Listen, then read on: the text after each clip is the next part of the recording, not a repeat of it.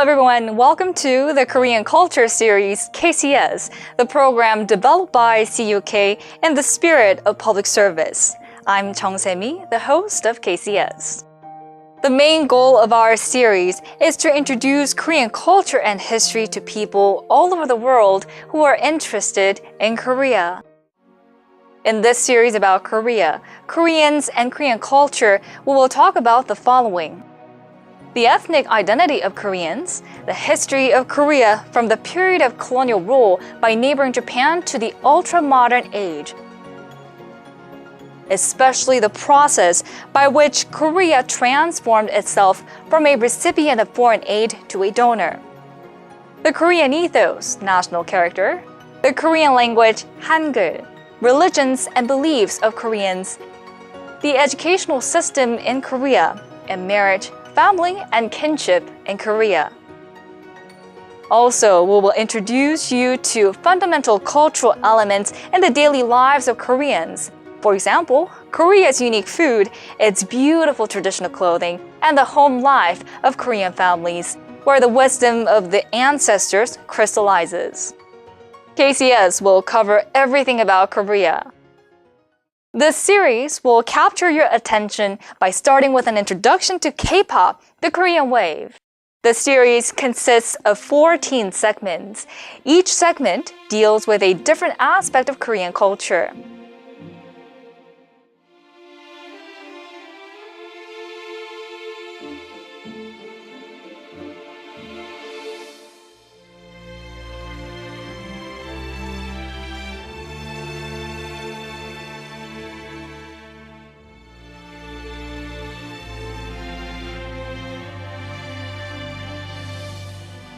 Hello everyone.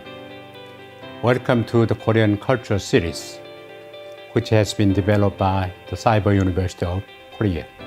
The content of this series is based on Way Back into Korea, a new insight by native anthropologist Come Home, a book published by Il-jo-kak in 2013 with the support of the Korean Foundation. Jung-sun Kim, president of the Cyber University of Korea, is the author of this book.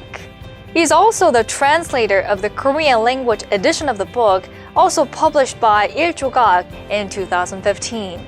Permission from Il-jo-kak made it possible for CUK to quote and paraphrase from the book in the process of developing the content of this series. In producing the series, President Jung-sun Kim of CUK wrote the text of the series. Mr. Shi-hyuk-ryu, Director of the Administration Office CUK, Ms. Hye Sun-eom, Team Leader of the Administration Office, Ms. Hye Geun-chun, and Mr. Lee Gu-chang, Team Leaders of the Research Development Affairs, and Mr. Bong Hwan-chu played indispensable roles in this project. And Kendall Blanchard, cultural anthropologist and former president of Georgia Southwestern State University, served as a consultant.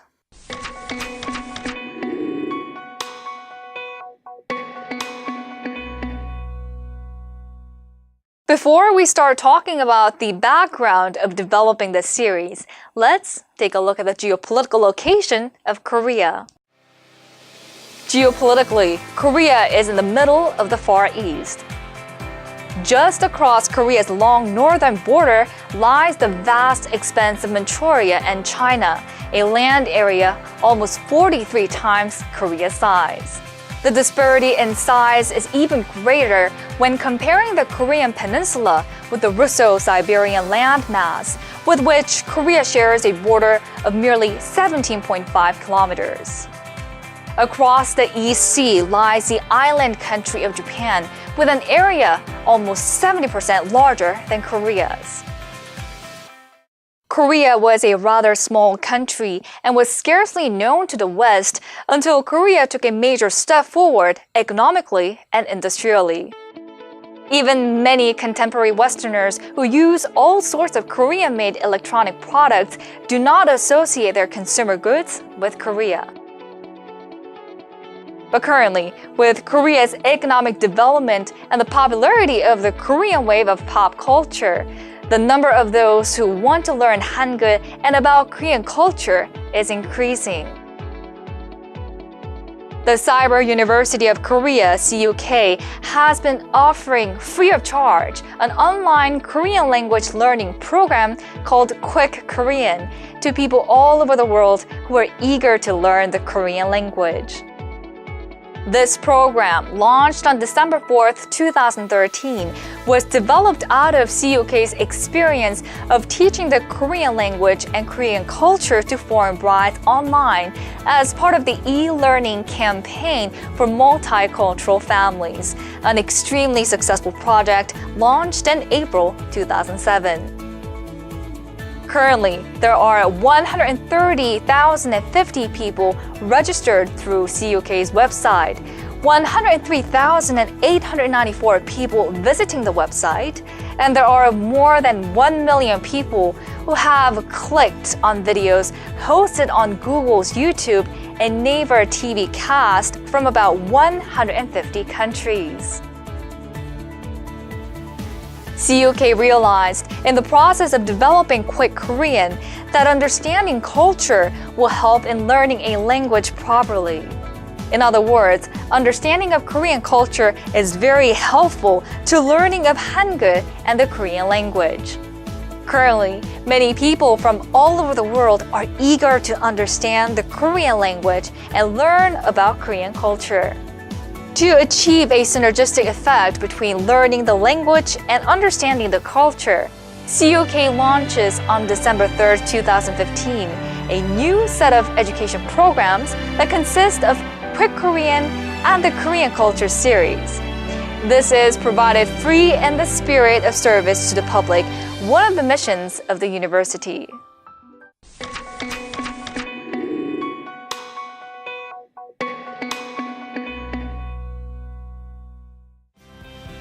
The popularity of the K-pop and the Korean wave played a significant role for the gradual increase in the interest in Korea and Korean culture. But that is not the sole reason. Another important reason is that Korea is the impossible country. No other country has made the successful transition from an agrarian economy to an industrial one in so short a period of time. Once, Korea was called Hermit Kingdom, but now it has become the world's 13th or 14th biggest economic power, with a per capita income ranking high among the nations of the world. It is also one of the most technologically innovative countries and takes pride in its highly advanced and efficient education system. The fact that these advancements were achieved in less than 30 years makes Korea an object of global attention. With the globalization of the Korean economy, we're witnessing the globalization of Korean culture. We find many people all over the world talking about Korea. Why are people interested in Korea? The answer to this question is that Koreans have achieved seemingly impossible things. This series has been developed for people who are curious about Korea and want to know more about it. The author of this series, Jung-Soon Kim, offers 3 answers to the question, why should we understand Korea, Korean history, and Korean culture? First, the geographical importance of Korea has been proved through history. Korea was used by Mongols as the base from which to launch 2 large-scale invasions of Japan in the 13th century. A little more than a century ago, Korea was caught in the middle of a war between China and Japan from 1984 to 1985, and one between Russia and Japan from 1904 to 1905. And the Korean War of the 1950s was waged on Korean soil. These remind us of the importance of Korea's strategic location. Also, we cannot forget the current maritime tensions that have drawn the world's attention to East Asia. Here are some examples. The tension over Dokdo involving Korea and Japan, over Shisha or Paracel Islands involving China, Vietnam, and Taiwan, over Diaoyu, Senkaku Islands involving China, Japan, and Taiwan, over Spratly Islands involving China, Taiwan, the Philippines, Vietnam, Malaysia, and Brunei, and over Kuril Islands involving Russia and Japan. Dokdo is currently controlled by Korea. Shisha or Paracel Islands are effectively controlled by China. Diaoyu, Senkaku Islands are effectively controlled by Japan. Spratly Islands are controlled by China and 3 other countries, and Kuril Islands are currently controlled by Russia. Second, understanding Korean culture is a prerequisite for understanding the Korean wave. Some people might think that the Korean wave is in the process of transforming Korean culture because of the great ripple effect it has had in many fields. But the truth is that the Korean wave has roots in traditional Korean culture. Third, we develop the content on Korean culture to satisfy the strong desire not only of Koreans living in Korea, but also of those residing abroad, including overseas Koreans such as Korean Americans and Korean Canadians who are eager to learn about their cultural heritage and share it with others, but who need books and audio-visual materials up to date and in English. The growing demand on the part of business and industry added further motivation to create the series. As overseas direct investment has grown, Koreans in business and industry have realized that they need a book in English to introduce Korea and its culture to people who work for overseas Korean firms. Finally, and not to be forgotten, there were personal reasons for the author that played an important role in prompting him to write his book and develop the series. Let's hear from President Jung-Sun Kim. The interesting thing is that my grandchildren, 5 of them, which was born in America, ranging from elementary school to high school, they are more interested in Korean history, Korean culture, about Korea overall, than their parent, who was born in the United States as well.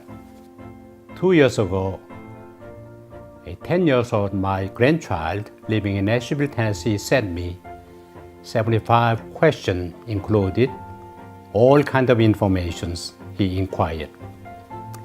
It includes family history, family information, birth and death day of all our ancestors, and most of all, most detailed information he liked to know is about my life experience, particularly during the Korean War. When I asked my grandchild what he would do with all the information collected in this way, his answer surprised me. Although he answered in English, he told me something like this. It's called, "A tree without the root will fall over," unquote. I think it could be the answer to the question of why a second or a third generation overseas Korean should know history and culture of Korea.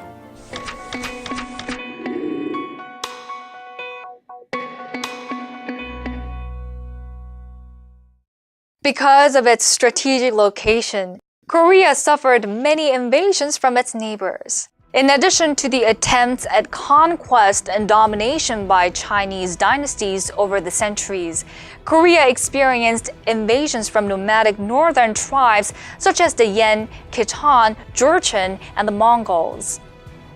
But most of all, 2 full-scale Japanese invasions by Toyotomi Hideyoshi in the late 16th century completely devastated the Joseon dynasty, which ruled Korea for over 5 centuries.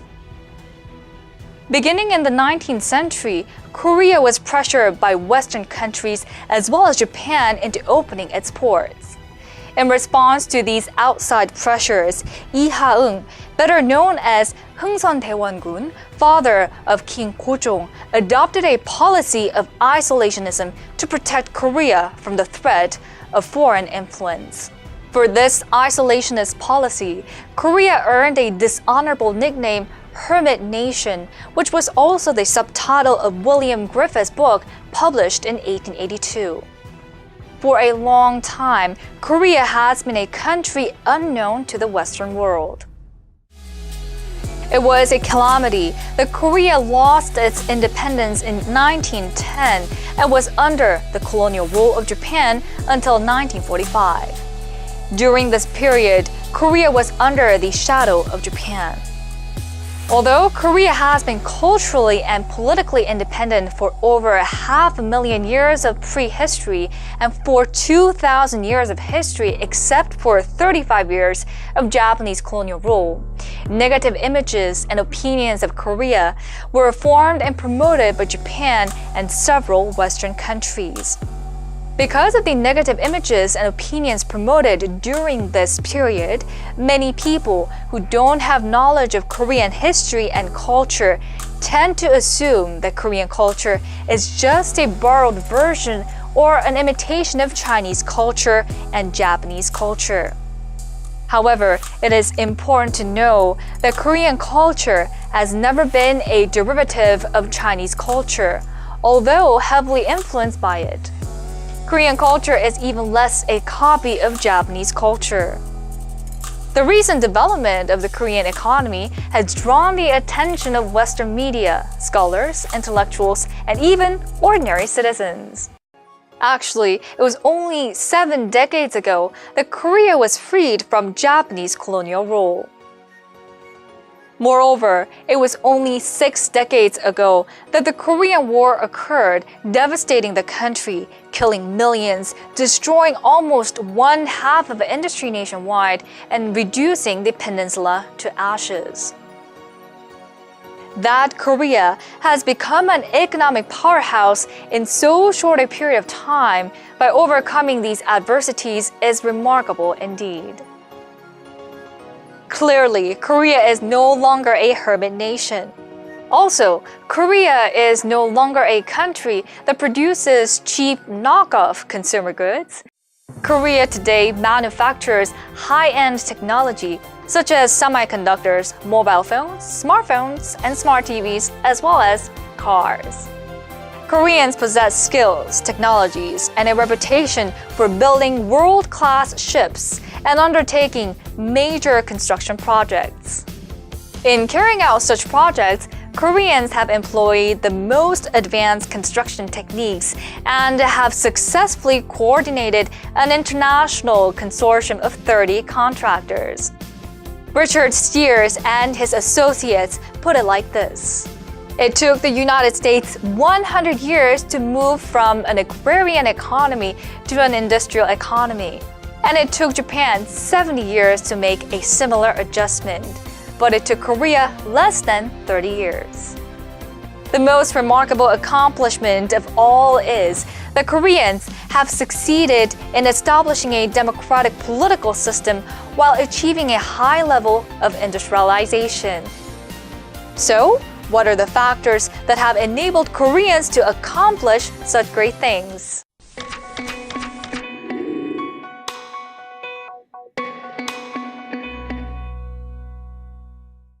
The area of South Korea, occupying the southern half of the peninsula, is 99,720 square kilometers, or 38,623 square miles. Korea is rather a small country in terms of real estate, roughly equivalent in size to the state of Indiana, 36,418 square miles, which ranks 38th in size among the 50 U.S. states. Although small in size, Korea's gold medal standing at the London Olympic Games in 2012 was 5th out of 205 participating countries. Korea's count of 13 gold medals was behind only those of the United States, China, Great Britain, and Russia. Except for the 2000 Sydney Olympic Games, where Korea ranked 11th, Korea has ranked among the top 10 in medal standings for the past 7 consecutive Olympic Games since 1988. During the London Olympics, an extraordinary thing happened at the soccer game between Great Britain, the host nation, and South Korea. In front of some 75,000 zealous home fans in Cardiff, Wales, the South Korean team defeated Great Britain in a 5-4 penalty shootout. No one in the world who follows soccer could believe the final outcome. Even Korean players themselves knew that the British had a better team in terms of individual skills and team strategy. About this, the Korean coach commented that it was mind games and Korean players' mental toughness that led to their win. So, what is the nature of Korean minds and how tough are they? To understand Korea and Koreans, it will be interesting and helpful to learn about this. Over the course of this series, we will explore answers to questions about how Koreans managed to get where they are today.